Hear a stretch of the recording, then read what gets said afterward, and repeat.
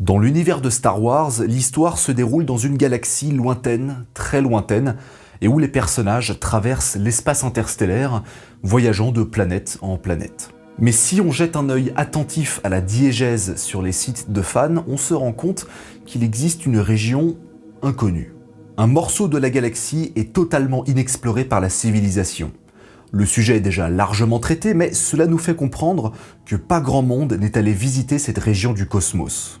Eh bien, sachez que c'est presque la même chose et le même principe avec notre propre galaxie, la Voie lactée.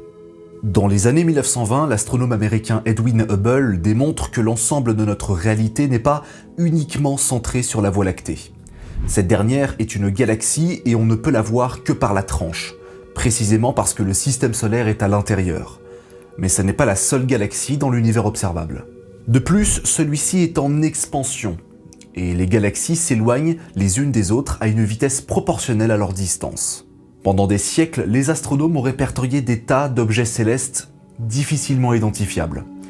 On s'est rendu compte après coup qu'il s'agissait là de galaxies lointaines. Cette révélation fait office d'un véritable choc dans la communauté scientifique et on finit par définir les travaux de Hubble comme consensus. L'univers est composé de centaines de milliards de galaxies différentes, mais rien n'est plus détaillé que la Voie lactée. Sauf qu'on ne peut pas la voir en entier puisqu'elle traverse tout le ciel, créant une large bande autour de nous. Et pas qu'une bande d'ailleurs. Pointer une étoile dans le ciel au hasard, qui ne se situe pas forcément dans la tranche de notre galaxie, et il y a toutes les chances qu'elle y soit à l'intérieur, parce que la Voie lactée est épaisse de plusieurs milliers d'années-lumière.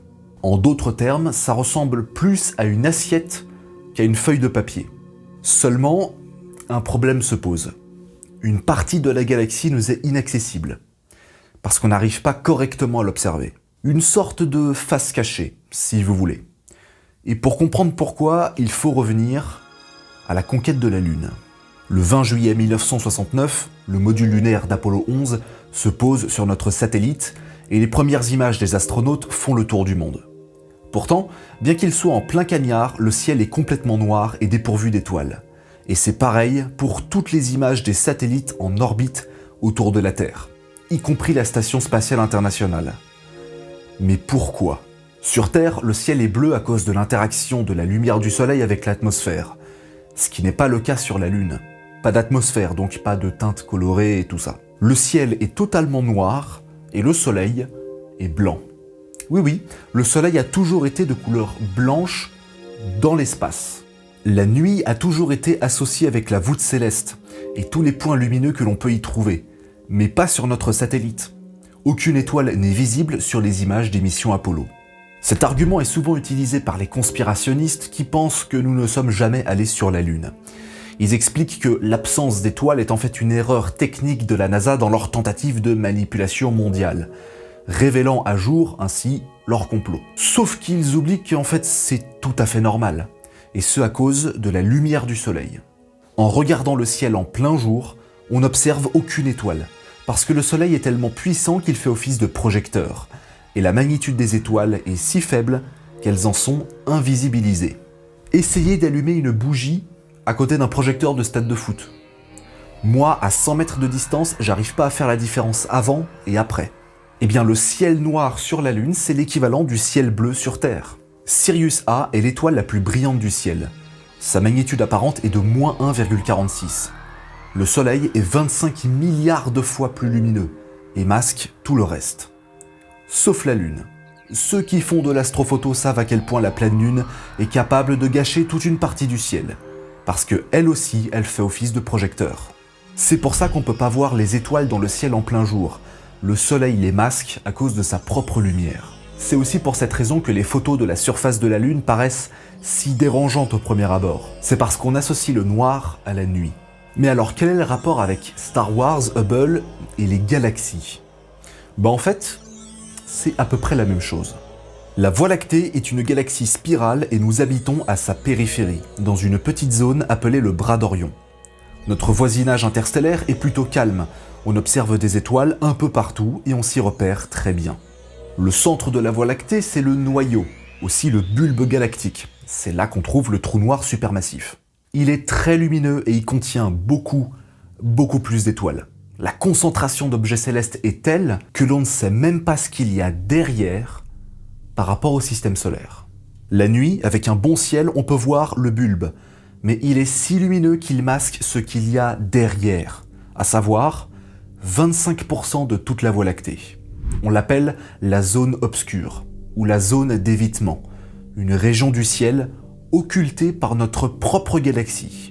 Si une civilisation extraterrestre se trouvait de l'autre côté par rapport au bulbe et par rapport à nous, il leur serait alors très difficile de nous détecter, parce qu'on serait dans leur propre zone d'évitement. Et entre les deux se trouve le centre de la galaxie, tellement dense et lumineux qu'il occulte quasiment tout. On l'appelle zone d'évitement parce que historiquement les astronomes évitaient littéralement d'observer cette zone, tant c'était compliqué de distinguer un petit peu quelques trucs. Et ça ne s'applique pas qu'au bulbe, mais à tout le plan galactique, qui représente environ 20% du ciel. Donc pour résumer, 20% de la voûte céleste est obstruée par la lumière de notre galaxie, ou plutôt du centre de notre galaxie. Dans cette zone, il y a la face cachée de la Voie lactée, mais également le ciel profond juste derrière, et qui s'étend sur des milliards d'années-lumière. Mais alors, qu'est-ce qu'on peut trouver dans cette zone d'évitement ? Eh bien, pour ce qui est de notre galaxie, à peu près la même chose que partout ailleurs. Des étoiles, des planètes, forcément, des systèmes stellaires, multiples, triples, quadruples, des trous noirs, etc. Un peu comme chez nous, avec d'autres bras galactiques qui partent du centre et qui forment une spirale. Mais comment faire pour, un tant soit peu, outrepasser les poussières et le gaz dans la Voie lactée qui obstruent ce qu'il y a derrière ? Eh bien c'est très compliqué parce que quand on regarde dans cette direction, les étoiles au premier plan sont confondues avec des galaxies lointaines. En vrai, il n'y a pas de raison de détecter autre chose que ce que l'on voit partout autour. L'univers observable est composé d'amas de galaxies qui côtoient des zones de vide. Il n'y a donc pas de raison particulière d'observer autre chose que cela dans les 20% de ciel cachés par la Voie lactée. S'il y a bien des ondes capables de détecter facilement ce qu'il y a derrière et qui passent aisément à travers le flux de gaz un petit peu dense, ce sont les ondes radio et les infrarouges. Dans les années 60, l'astronome italien Paolo Maffei sera le premier à détecter des gros objets, des galaxies lointaines, pile poil derrière le centre galactique. Baptisée Maffei 1 en son hommage, cette galaxie elliptique se trouve juste derrière le centre de la Voie lactée. Enfin, juste au niveau de la position. Parce qu'au niveau de la distance, on est à 10 millions d'années-lumière. Si elle était à la même distance, mais dans une zone du ciel non obstruée, ce serait l'une des galaxies les plus lumineuses de la voûte céleste. Il découvrira dans la foulée Maffei 2, une spirale dont 99,5% de sa lumière est éclipsée par les poussières de gaz, faisant office de brouillard cosmique. En 2017, le radiotélescope australien Parkes détecte 883 nouvelles galaxies dans cette fameuse zone. Et ouais, en 50 ans, on a fait des progrès. Les ondes radio restent quand même le meilleur moyen de capter quelque chose derrière. C'est pour ça que ces images ne sont pas en lumière visible. C'est d'ailleurs dans cette direction que se dirige la Voie lactée dans l'espace intergalactique. En effet, nous sommes étrangement attirés par un énorme amas appelé le Grand Attracteur. Mais comme il se trouve dans la zone d'évitement derrière le plan de la Voie lactée, à des centaines de millions d'années-lumière, il est très difficile de l'observer. On ne sait toujours pas s'il s'agit d'une seule grosse galaxie, d'un amas gigantesque ou même d'un trou noir. C'est une véritable anomalie gravitationnelle. Anomalie est un terme qui peut prêter à confusion.